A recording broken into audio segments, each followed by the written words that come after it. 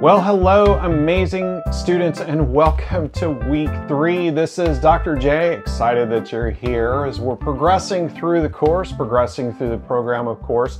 So one of the things I would like to point out is I know a number of students here are brand new to the program. Some of you are in your first course or two. Welcome.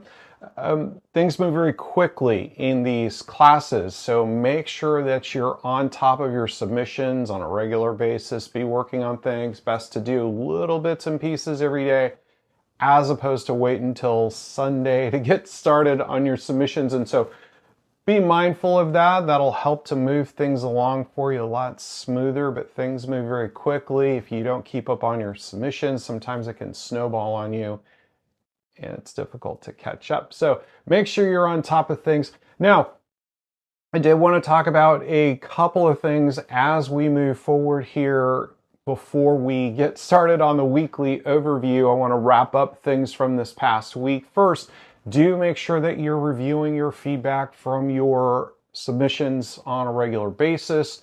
So you should all have reviewed your feedback from this past weekend, and I do a little bit of video grading from time to time, you're going to see, and so I did some video grading on the submission this past week. So take a look. It's going to help you to make some improvements on your submissions, on your written papers, which you're going to do a number of them throughout your program. So take time to get that feedback in and be working on those skills as you're going to have discussion posts and things like that throughout your program. And so enhancing your writing skills is always a good thing. Do make sure that you read and watch all videos and keep up on the announcements and things like that as we move forward, because that's going to help to key you in on the expectations, on the submissions and so forth. And so you just understand what the rules of the game are. By the way, little general tip on the actual grade that you received from the paper this past week. If you missed just a few points, 3, 4, 5 points on your submission, then it probably means you missed a couple of small little things. And you're going to want to just make sure to go through the feedback. I probably clearly talked about it or pointed it out in the video. And these are some things that you can easily change, and it'll dramatically improve your submissions very quickly. These were just some minor things, but over time they're going to be bigger point errors. So keep that in mind. If you missed just in the way I graded this past week is the way it worked out that way. If you missed 10 or 15 or 20 points or more than that, certainly, then please, please, please make sure you clearly understand what you did or did not do, because it is likely you just overlooked something or missed a section in your submission. So again, do make sure you're clear on all the expectations. It's always a good idea to read all instructions twice and reach out for help if you need it, preferably before you enter the weekend. So let's take a look at the submissions for this week so you do have a clear understanding of what's expected. So this week, we are going to start to talk about sensations and perceptions. And so if you think in terms of the 5 senses, taste, scent, sight, hearing, etc. So if you think in terms of that, those are some of the things that we are going to talk about this week as we explore the content and attention, motivation, sensory adaptation, the different perceptual levels, as well as different levels of learning as we get into the reading materials for the week, and of course the discussion board.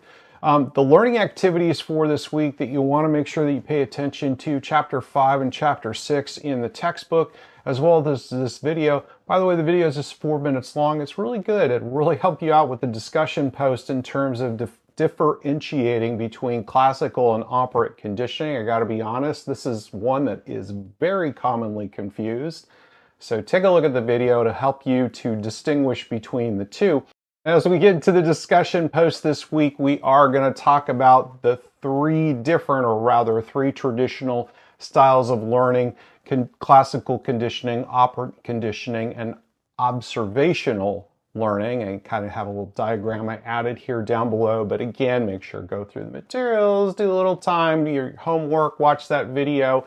You should have no problem at all answering and addressing the discussion post. Again, as I always encourage students, do a reply while you're on the board that first time. So All right, moving right along. This week there is a quiz. If you've done the readings on chapter 5 within the text, you're going to be just fine. So chapter 5 in the text is going to pertain to hearing. So this is a great section for you to learn about, of course, nurses, right? Medical students. So it's always good to learn anatomy, physiology, kinesiology kind of stuff.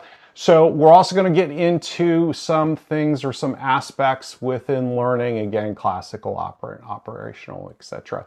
So again, spend a little bit of time going through the materials this week. You'll thank me later. And then we're going to do a perception worksheet. Now, when you have worksheets like this, do make sure that you use the actual worksheet that's here. To access the worksheet, you just click on it right here.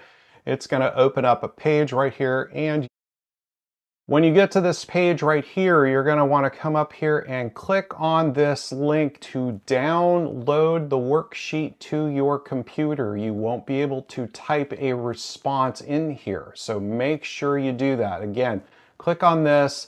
It'll download to your computer right here. You'll be able to open it up as a Microsoft Word document, and then you'll certainly be able to type your responses directly into the document. Save it.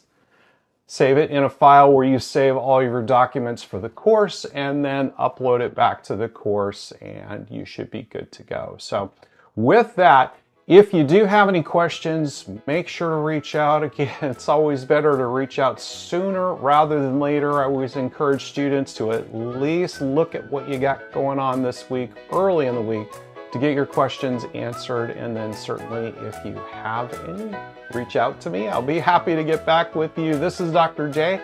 I look forward to interacting with you in the discussion board this week, and I look forward to seeing your submissions. Have a great week.